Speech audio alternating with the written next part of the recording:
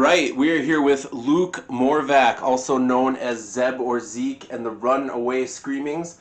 This is a one-man Scooby-Doo themed outfit. That's right. Can you tell us, just tell us a little bit about what you do with this project and how it came to be? Oh boy, how it came to be is a long story. I think through high school and college, I was with various different musical groups that were just playing at local venues down in the cities and parts beyond. And nothing ever really stuck in a big way. And as these bands progressed, I would kind of shuffle around to different instruments depending on what was needed.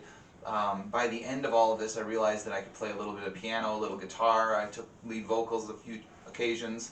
Also played the drums, and I also accrued these instruments. And sometime in my mid-20s, late mid-20s, I just decided, you know what? After trying to, form a band and not being able to, I just decided, well, let's just try to see if we can give it all a go. So I figured out a pedal device to sort of go at the drums with my feet. Guitar obviously is going to take two hands, and then I figured I got this headstock of the guitar that can just go ahead and I'll figure out how to play the keyboard with that, and that took a lot of time, but eventually, hey, it came about. Nice. And so where did the Scooby-Doo theme come from? How did you land on that? Scooby-Doo is a lifelong passion, although when I was about 15, Cartoon Network did like 25 hours of Scooby-Doo during the we add an hour, subtract an hour, daylight savings, just so they wouldn't have to monkey around with scheduling, I think. So they're just like, we're just going to do 25 hours of Scooby-Doo. And I watched so much of it that day, and I realized that this, I liked Scooby-Doo as a kid, but when I was 15 and I watched it again, I just realized that it was incredible. And again, it wasn't until my, late 20s that I realized that Scooby-Doo was going to be a perfect muse for my music. It allowed me to have fun with it, also not take it too seriously, but also there's plenty going on with these characters and with these situations that if I want to add a little bit of depth to it, it's certainly there. So it's been a wonderful muse, it's been a wonderful source for me to lyrically write, and also just to be kind of provide a very colorful palette up here when it comes to the instruments and how they come together. Awesome. And since your music is suitable for all ages, what kind of venues and events do you usually find yourself performing at? That's interesting. I've a lot of times it's at local bars. I've certainly played Ursa Minor a few times. Plenty of family there. Before Red Herring went up, I played there a number of times, and it's interesting because based on the audience, you get a really different reaction. Usually there's a few heads that turn and kind of are wondering what this guy is doing, but some of those late night crowds are when you get some really enthusiastic people who realize that, oh, I haven't seen this before, and who are you? Kind of some of those reactions, and I like those a lot. I played Blush last January, and it was one of my favorite shows that I've done. Just, there was a crowd that grew and then stuck around to the end. It was a 2-hour set, and I just kept going, and it was really fun. So I've had people of all ages come up to me and say that they've enjoyed what I've done, which is really encouraging. It's fuel for sure. Nice. Do you find if you don't tell a crowd about the Scooby-Doo theme, do you think a lot of them pick up on that, or do you think it kind of goes over people's heads if you don't kind of talk about it? I think the Lord of the Rings within Led Zeppelin would be completely not gotten by a lot of people if people didn't talk about it. I hate to make this comparison, Zeb or Zeke and the Runaway Screamings and Led Zeppelin. This is the only comparison I will ever make between these two entities. Same thing. Right. But I don't go ahead and toss names of characters in there. I don't put anything super identifiable within the lyrics. If you were a hardcore Scooby-Doo fan like I am, I think if you listened close, you probably could pick up on it. But it's not really intended to really be out there in people's face. This is about Scooby-Doo. Like so many songs, I think that people write songs from a personal place, and then however an audience wants to receive it, that's kind of in their hands. And if to me it's about Don't Fool with the Phantom, the 1971 episode of Scooby-Doo, and to somebody else it's about a relationship that they have, or some sort of sense memory comes up about a trip that they took. Whatever it is to them is totally cool, and I think there are a lot of avenues to getting to your own personal place with any song, and with these songs for sure. Excellent. How many homegrowns have you done, and what's your favorite thing about the festival? So I've performed at 2 homegrowns. The first year, which was just a couple years ago, I played at the aquarium, which was really a blast. It was outside. There were a whole bunch of great people sharing the stage that afternoon. I felt pretty privileged.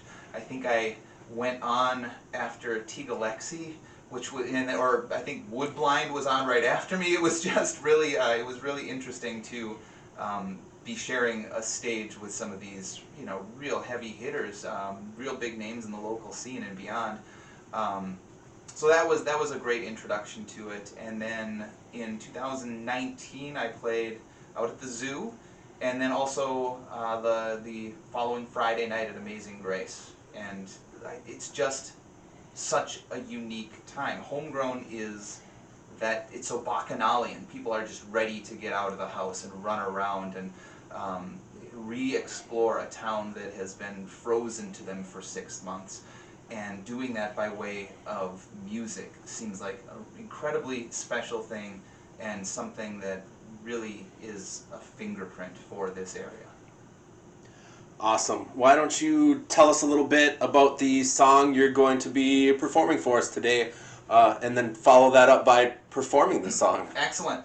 So this song is called Embrace the Case, though a lot of folks just call it Spookier by Night because that's the kind of resounding chorus that you hear. This was the very first song that I ever came up with, and I think that it's pretty clear to see. I play pretty much one chord the whole time. A lot of my songs are a little bit more involved than that, but this was really kind of a practice tune at first, just to see if I could kind of figure out the rhythm between my feet and my hands and, like I said, the headstock of the guitar. All of it's pretty rudimentary, but over the years, people have really liked it. So it has become a common opener at my shows, not always, but a frequent opener, and it's certainly the song that has been with this group the longest. So if you want to call it Spookier by Night, that's okay with me, but this is Embrace the Case.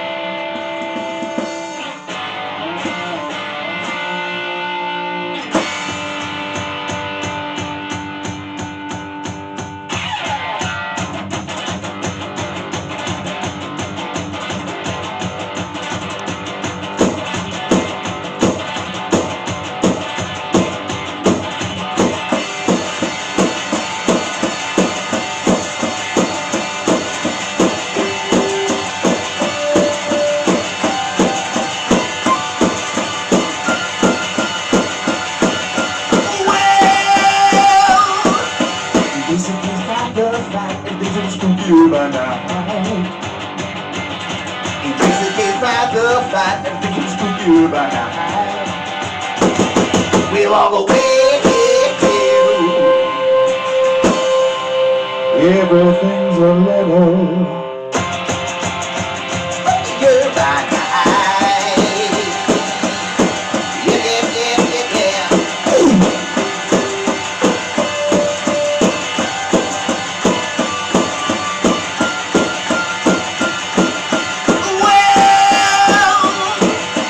Why the stars no trampling will wrangle up beyond the dam. Why the stars no trampling will wrangle up beyond the dam. We'll all go everything's a little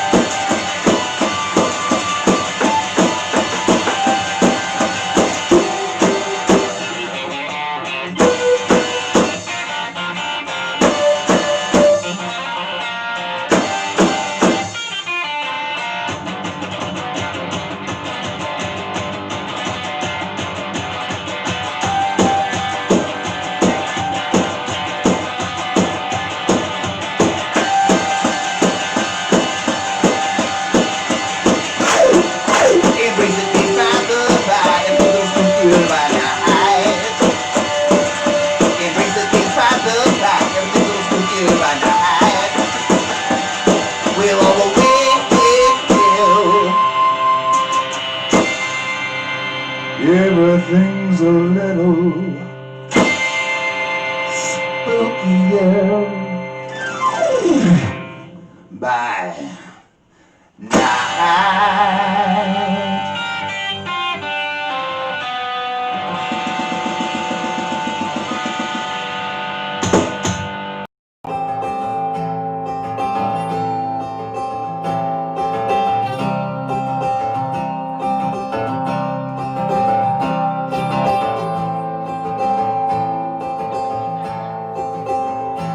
By the time we got the kids to bed, you were shaking in your boots. You said you had something to talk about. Honey, have you heard the news? 20,000 if you roll it right. That old river's about to burst. Baby, don't go, it's nothing but a fool's gold.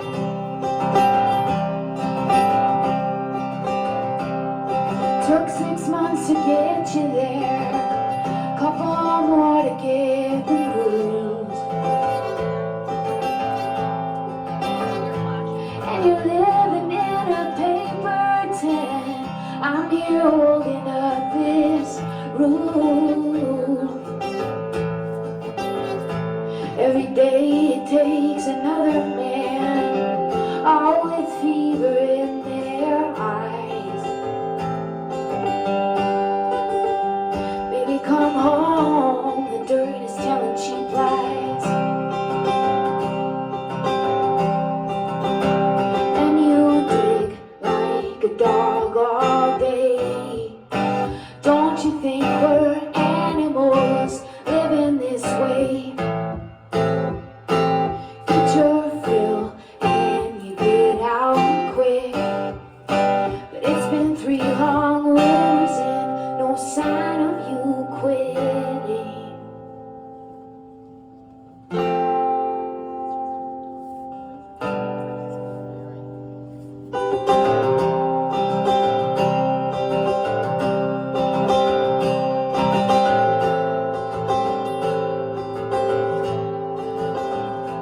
By the time they got the flowers there, you were dug into the ground.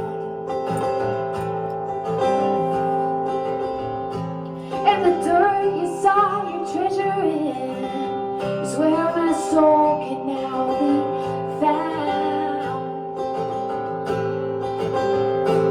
Should've figured you were headed for where the streets are lined with gold. Baby, go home, I made my peace years ago. Baby, go home, there's nothing here but fool's gold.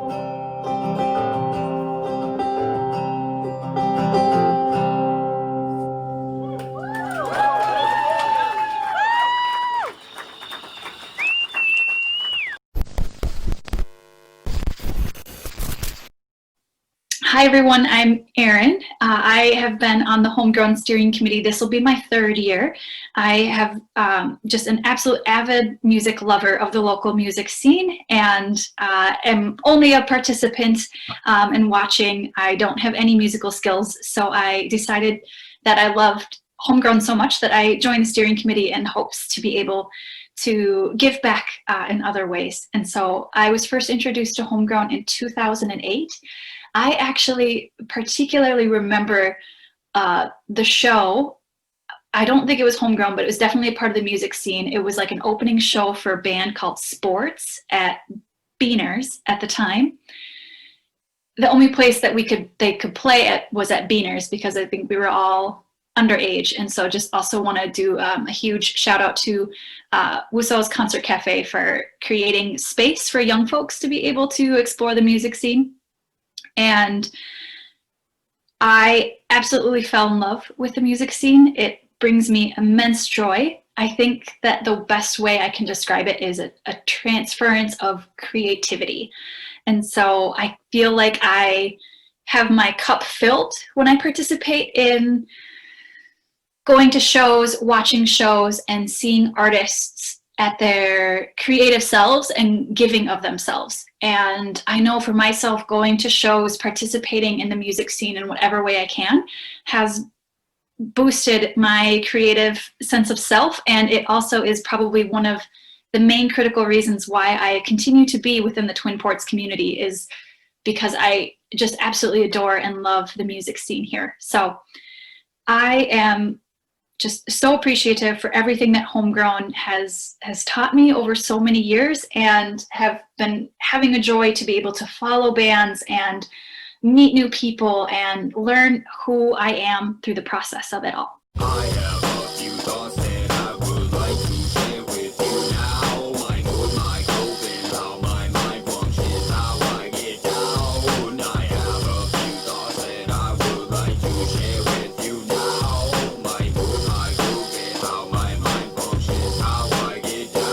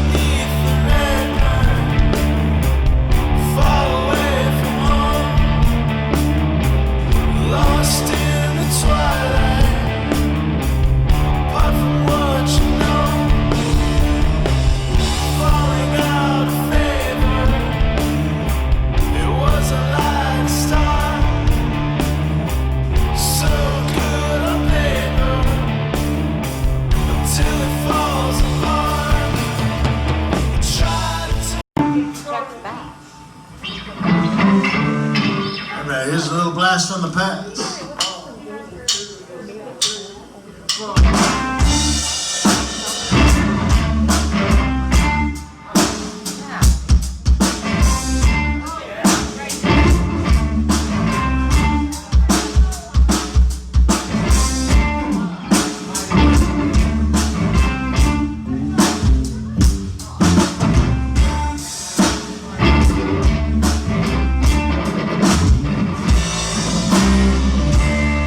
You were born with a bad disposition.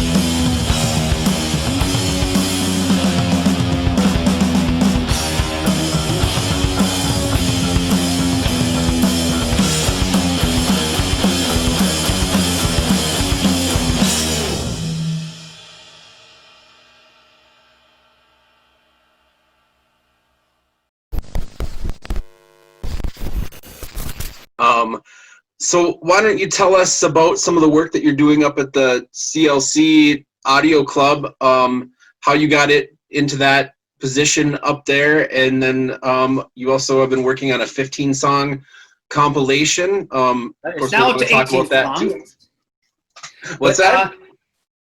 It's now up to 18 songs. All right. We moved here about 10 years ago, and my wife teaches there at the college. I was still working from home at that time, kind of more of a stay-at-home dad, part-time musician and sports writer.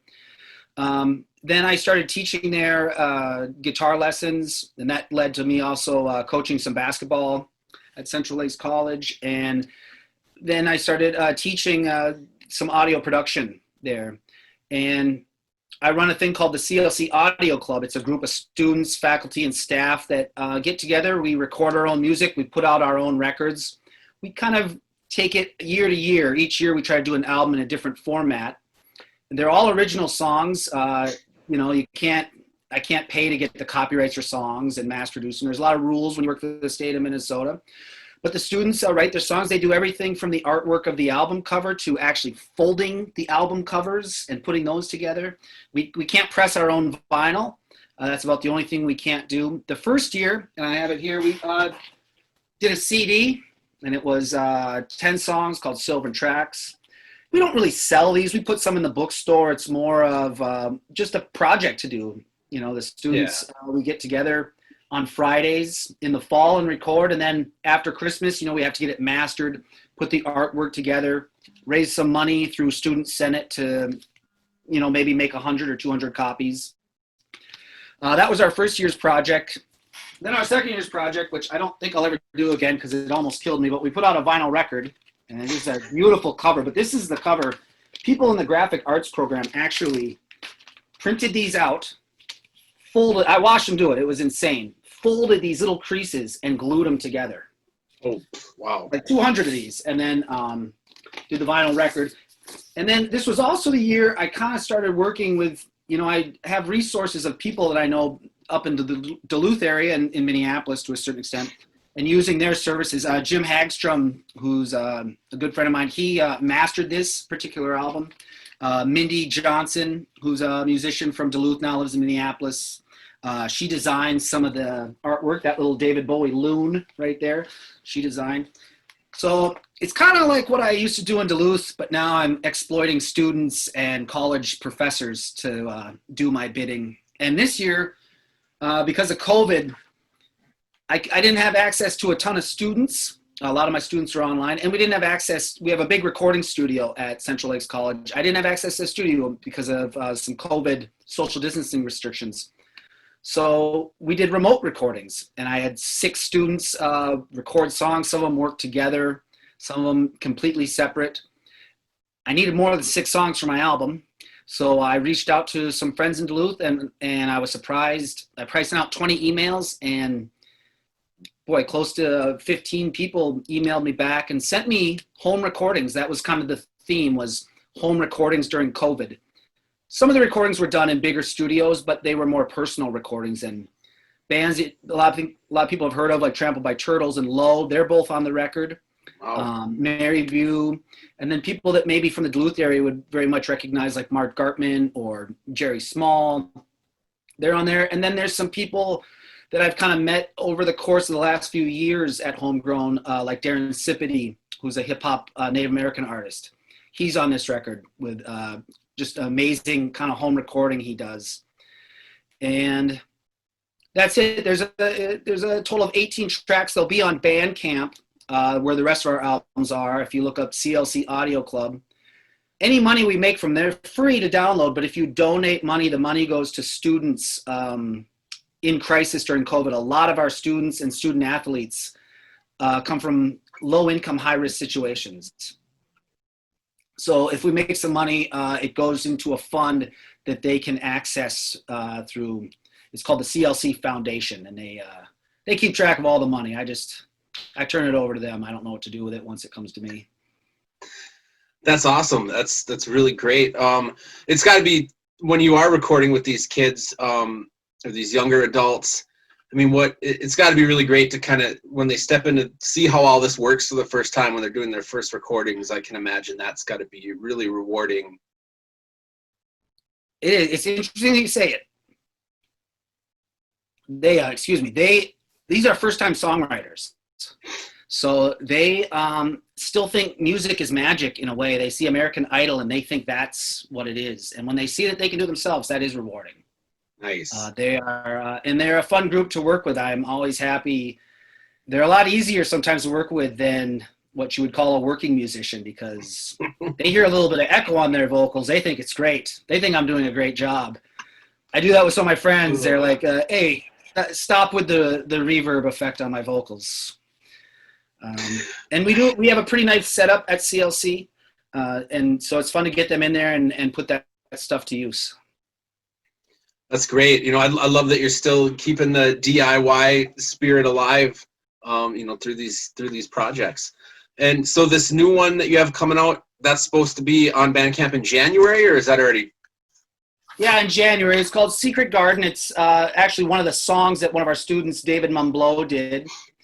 And there's the artwork. Our student and the graphic arts department kind of put the artwork. But yeah, it'll be on Bandcamp. It'll be 18 songs. You can download individual tracks or the whole darn thing. It's free, but there's also a button there you can click, pay what you want. That money goes straight to COVID relief for students. And I'm hoping at some point, when all this is said and done, to bring the two worlds together, bring some of my students either through the club or through a class I teach up to Homegrown Music Festival, and maybe make part of my class Homegrown Music Festival. I think that would be pretty amazing for them to know. It also encourages them to do original music. A problem that I have down here, and I think in smaller communities, there's few places there is a live music venue. They expect cover bands, cover songs. Mm-hmm. And that's been a big thorn in my side for years. I think musicians should write their own songs for the most part. And then they usually do a great job at doing it, and they don't get to share them with people. So I'm also trying to get my students, encourage them, hey, the first couple songs you write might not be great, but keep at it. You're as good of a writer as a human being as the next person. And it's a lot of times a matter of just sticking with it. Corey, you probably know that. You and I probably both cringe at our first albums we made when we were 19 years old. You were even younger than that. You were probably 15. But you get better as you get older. And it's more rewarding to have your own body of work. Yeah. And that's I really appreciate Homegrown Music Festival. Never, in fact, they encourage people. It was a prerequisite to play your own work at the festival. So I appreciate clubs that honor that, and then also the Homegrown that does that. Yeah, and you know, Duluth Superior has had a good mix of those kind of venues for a long time, but I think a lot of people forget too, if you start going back 20, 25 years, it wasn't exactly like that. It was a lot more cover band bars and stuff too. So there was a struggle that I think went on before it kind of got to this point where it was more evened out. Well, that struggle still goes on, especially around here. I know the resorts around here, I think you even have to sign a contract and make agreements that you will not play your own music at some of these places. Oh, wow. And so I'm kind of still fighting that war 30 years later, and I don't mind fighting it. Good. Somebody's got to do it. Well, yeah, do you have the greater good? Yes. So do you have any plans for the next project after this one, or are you just going to kind of wait to see how things go over the... Well, I would like to put this out. These albums kind of, by the time they come out, it wears and tears on the faculty advisor of the CLC Audio Club. I'm not going to say I lose sleep over it, but it's a lot of work, staring at a computer, making sure everyone is on the same page. And, you're kind of dealing with some people's feelings as well. These songs are close and personal to them. And I want to make sure we put them out correctly. So by the time they're done, I take a long break. I say, I'm never going to do this again. Someone else can run the club next year. And then it ends up being me. I don't know what we're going to do next year. I think, it'll be fun to get back to playing live. I think all of us musicians, even someone like me that I don't play shows like I used to. And I certainly, the last little mini tour I was on was maybe 6 gigs long at the most. That was 2 or 3 years ago. I'm kind of ready to start playing live again. And I know my friends in bands are ready to play live. And I miss going up to Duluth. That was always a sure bet for me. I love going up there and playing. What I consider my band, Bob and Jim, are still up there. And I look forward to working with them. And as far as the club here at CLC, I don't know what we're going to do next year. Like I said, I think I may try to bring those two worlds together, do tours of the studios that I know up in Duluth. With my class and that's it. Nice. I should say our basketball season was canceled, so I have some time on my hands right now, and it's nice to be a musician because you can always sit, in your music spot and play music. I can't just pace around here and blow my whistle if I'm jonesing to coach basketball. That's right. So, do you still find a lot of time to work on your own music or writing songs, or does that kind of take a back seat to these other projects when you have those going on? It's not like it's a good question. It's not like it used to be. I used to always have something written down. I always was working on 2 or 3 things. Now I concentrate a little bit more on maybe writing 2 to 4 good songs instead of 25 mediocre songs that I probably had a habit of doing back then. I usually do something with them, whether it's putting out a 7-inch single or making a short music video. So yeah, I'm kind of building a body of work again that I can hopefully present to Bob and Jim when we can get together and record again. One project our club does is called Exquisite Corpse, and it goes back to a French art movement where a person would just, on a large piece of paper, draw a head, a person's head or a monster's head, and then fold the paper over where you couldn't see it. You'd maybe see a little bit of the neck and give it to the next artist. And the next artist, not knowing what the first artist drew, would draw a body. Fold it over, give it to the next artist. The next artist, and when they unfold it, quite often it was pretty silly, but a lot of times it was also really cool, something you'd never come up with within your own imagination. I did that musically with my club this year. It's called Exquisite Corpse, where I just gave a drum beat to someone on a digital download. They added a guitar, sent it back to me. Then I sent it to another player. Nobody heard the song after they sent it back to me. And there's about 6 musicians on there. So it'll be interesting. And the song came out, I couldn't have imagined the experiment coming out better. It sounds like a real song off of like a 007 movie soundtrack. Nice. I could never repeat this, but it came out so perfect. I'm excited for these people. They have not heard the song. The reason I bring that up is I was kind of thinking it came out so well, I might try that with Jim and Bob, kind of being non-social musicians. I might just send them digital tracks and say, add what you want and send it back to me. And that'll be the record for next time. Nice. Well, yeah, I look forward to seeing you guys play again up here when things get back to normal or whatever normal's going to be. But unless you have anything else you wanted to add about your projects, no, just anything you have going on. Sometime in January, if you want to hear what I'm up to, or you want to hear the new Low track, or just check it out, and it's for a good cause. CLC Audio Club on Bandcamp. There's already a couple things up there of student recordings and the CLC choir. Any downloads, like I said too many times already, go to a fund to help students in crisis during COVID. And I hope, all right, what's the word on Homegrown? Are we having one? Is it to be determined? Virtual style? Just interviews with me? I guess you'll have to see the public announcements as they come up. That's all I can really say right now. It's hard. It's hard for everybody to try to figure out how to go about everything. So yeah, I don't really have a good. I have some guesses. I don't know if they're good, but we'll see what happens. Well, I have all the faith in the world that the right decisions will be made. The festival always has. So I look forward to the day that we can get back together and I can take people's money at the kickball game. Excellent. All right. Mark Lindquist, everybody, thank you very much for your time and for chatting with me about all your awesome projects. And thank you, Corey. It was nice to talk to somebody from Duluth. Yeah, yes, have a good holiday, Thanksgiving, all that stuff. Thank you very much. Bye-bye. Bye.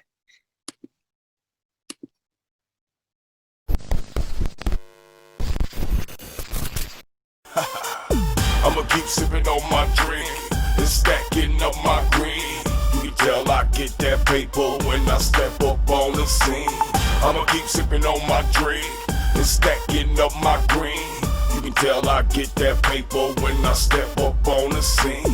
How bad do you want this money? How bad do you want this shine? Let me see how you put it down when you're shaking your behind. How bad do you want this money? How bad do you want this shine? Let me see how you put it down when you're shaking your behind. This next song is called Burn.